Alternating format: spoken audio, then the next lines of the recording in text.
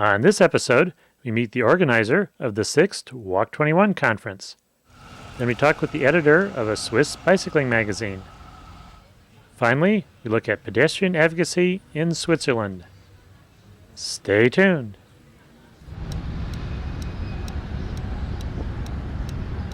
We're in Copenhagen talking with Daniel Sauter with Urban Mobility Research. What is Urban Mobility Research? That's a research firm doing projects in the field of walking, public spaces, overcoming institutional barriers. That's basically it, yes. Advising and doing research. And we just finished up with the 5th International Walk 21 conference.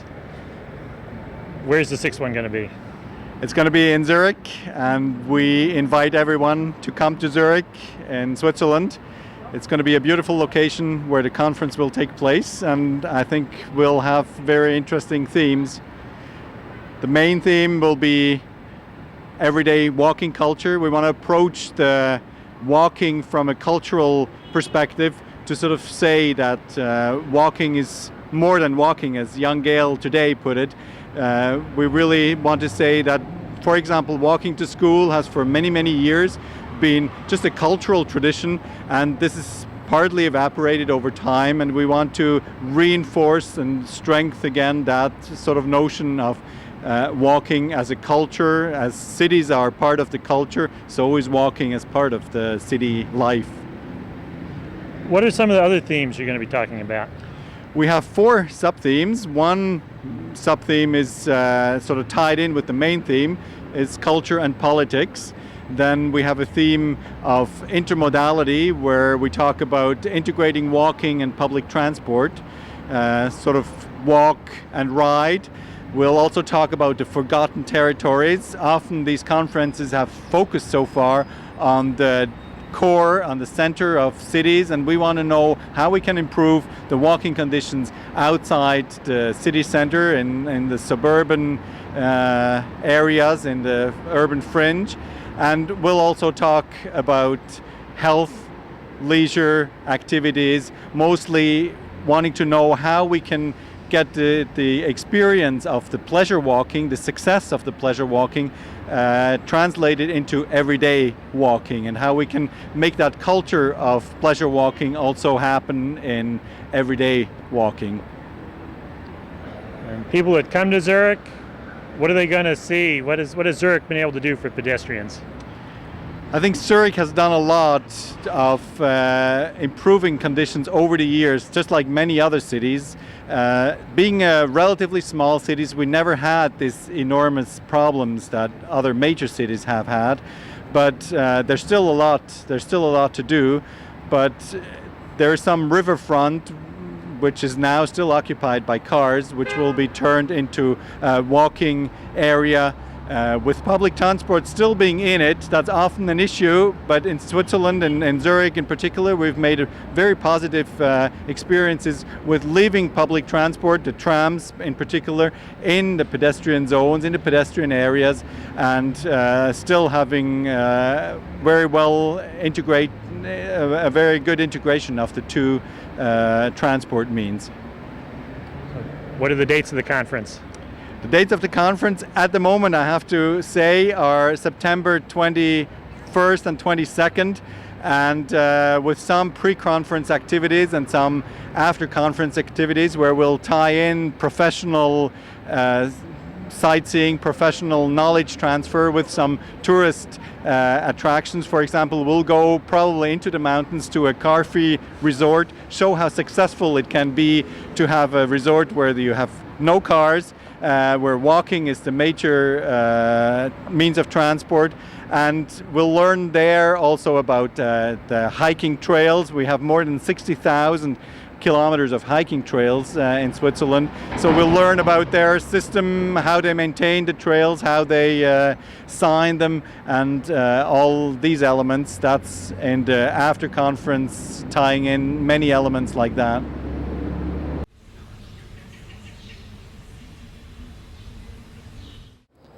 We're in Zurich talking with Pete Meinson, who's editor of Velo Journal. What is the magazine? The magazine is the largest magazine, promotes cycling, everyday cycling in first place, but also for leisurement. We also cover up markets, doing tests, trying also to be a partner of the industry.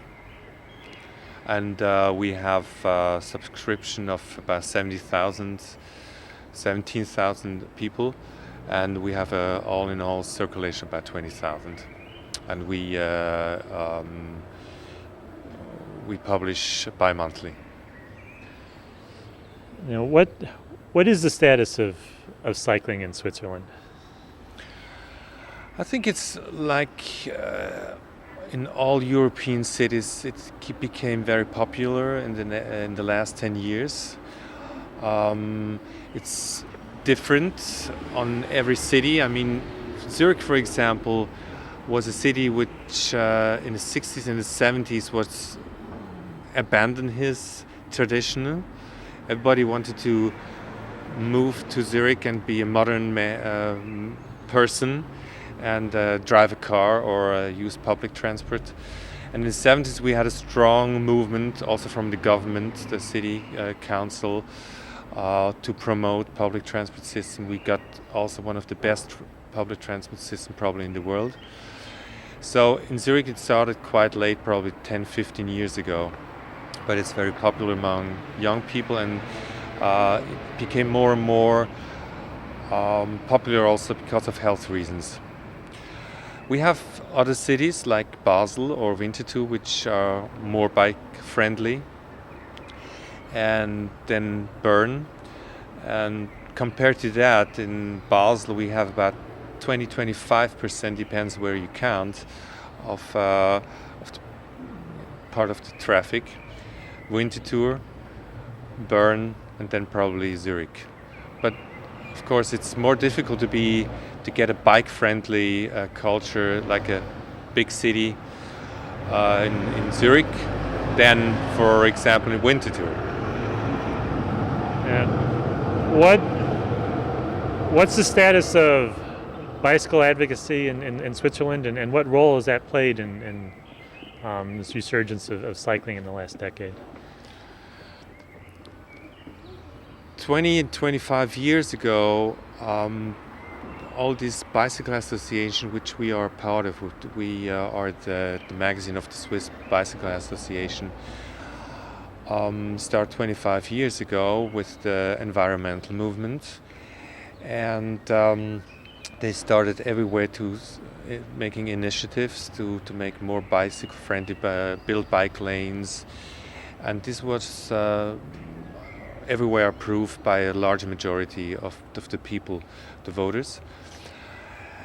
But since this is not that easy, it takes a long breath, as we say, to it's not a thing you can do within 5 years. So that means also it's 20-25 years, and I think it will be still necessary in 25 years further. So it's always a question or an issue of fighting and getting success, cope with backlash. So it's a struggle, of course, but we had really some large success. I think also we have a large membership, it's growing, and we also had some success, getting people into city councils, and also in the national panel and in the administration. So these are one of the success, and also that we can fund our own secretaries and having a magazine, for example, and all that stuff. What's the role of the different levels of government in Switzerland? What's the importance of them, and the importance of direct referenda in things like bicycle improvements in the infrastructure? I think it's political-wise pretty much comparable to the US system as far as I know it.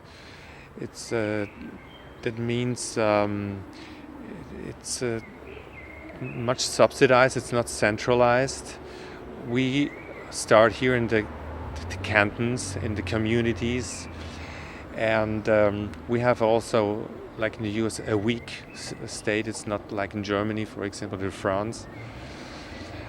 And that gives the community a big possibility to act, but for us it's also a weakness, because we found out in the last 20 years that we couldn't get further, so we need a master plan.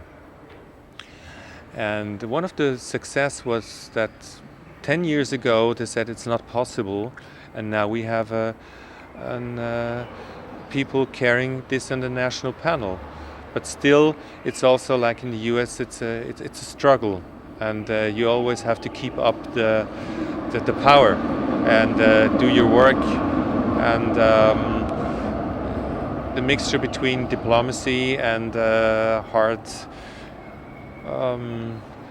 power to the people, whatever it is, you really have to be aware and go forward for it.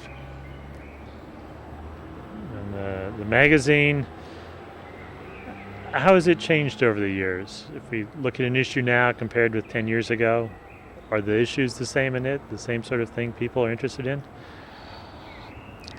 That's a good question. I think 10 years ago we were probably more, if you call it, political, and now we try to reach also other people, because I think the people who are already members of our association or a subscriber of a magazine, we do already have them, so we also like to get to the other ones.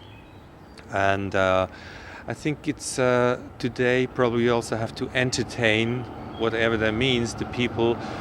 I think the people are also, shall I say that, they try to, it's difficult to describe. They like pictures, of course, they like to be more entertained, but still they want to have content, serious content, not some PR stuff. So this is also how to survive or enlarge your circulation. It's important how commercial you are and how still political your issues are bringing over. I think this is one of the challenges we also face, also with people or magazines I see in the German parts. And you have the day-to-day utilitarian cycling, just getting around. But people go off on vacation. What's the status of bicycle tourism in Switzerland? Since '98, we do have a cycling network. Probably one of the best you can find also in this beautiful environment we have in Switzerland, in the mountains and everywhere. And this has become very popular, also become a very important brand for Swiss tourism. And this is one of the popular things which happened in between. So it's not only the political thing, we also can be, this tourism aspect has become very important. In general, I think in whole Europe actually, also they see it as a big improvement for tourism, that people who are traveling with bikes, they stay overnight in the small hotels, which suffers here normally because it's expensive.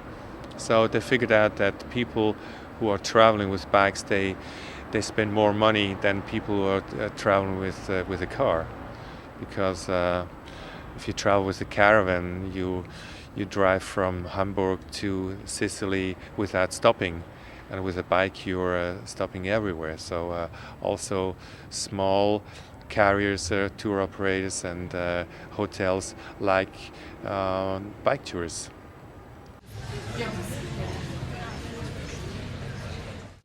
We're in Zurich, Switzerland, talking with Christian Thomas. What sort of pedestrian associations do you have here in Switzerland? Well, it's a pedestrian association which has members. People are interested in being pedestrian, in improving things for pedestrians. And also there are 4 employees who work on a professional level with projects. Projects we do for state agencies, government, and also for towns and research projects. And we do some campaigns for which we get money from health sources or from road safety programs. What are some of the issues you've been working on recently? Just recently, I've done a campaign on road safety for the crossing how to cross a road on a pedestrian crossing, and it was a campaign which was aimed at the same time at the car drivers and at the pedestrians. And the campaign was called, or is called, it's still ongoing, called Yellow Zebra, because in Switzerland the zebra stripes on the road are yellow and not white, because the contrast between the yellow color is better than with the general road than the white color, especially if there is snow or bright sun and some dust. Yellow makes the better contrast. And behind us here, there's a street with a lot of pedestrians. What's the name of it? What's the history behind it? Behind you see the Bahnhofstrasse of Zurich, which used to be a very busy road with cars until the 50s and the early 60s. And then all the car traffic has been taken out because there are a lot of trams.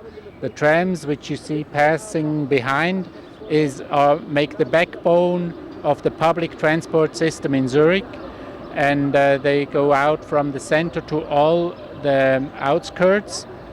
There are only very few bus lines. The bus lines are mostly in the outskirts, and the trams have got more road space in the center, so that narrowed down the space for the cars. And so today I can say all of Zurich is more or less pedestrian friendly, because the city government for the last 20 years has tried to improve the walking quality on the whole territory of the city of Zurich, and not just a few pedestrianized areas in the very center. How many pedestrians are on this street on a typical day? Well, there are about 100,000 pedestrians walking by down here at the Bahnhofstrasse. Bahnhofstrasse means railway station street, which is in Zurich the most the traditional street with the expensive shops, and also the banks. Yeah. How does that compare with, let's say, the pedestrianized streets in a city like Copenhagen? Well, in Copenhagen, the main street has about half as much pedestrian traffic as the street right here. Mostly because, because there are less cyclists here, and also because this is very close to the main railway station, which again has a very dense network of commuter trains arriving here at this station just down the road. And the central station of Zurich is an extremely busy train station. It has more than 1,000 departures and 1,000 arrivals each day of trains each day. I was watching the trams on the street here, in the next corner here. They rarely have to stop for a light. Are they just having good luck with the signals, or what's going on? Well, all of the Zurich area has so-called intelligent traffic lights, because maybe I have to explain a little the story of this. In the 70s, the city government wanted to build a metro system and put public transportation underground. And it was quite sure that if you do that, the tram lines disappear from the surface and you get more road space for the cars. So if that had been done, the Zurich would have become a normal city with a lot of car traffic and less public transportation.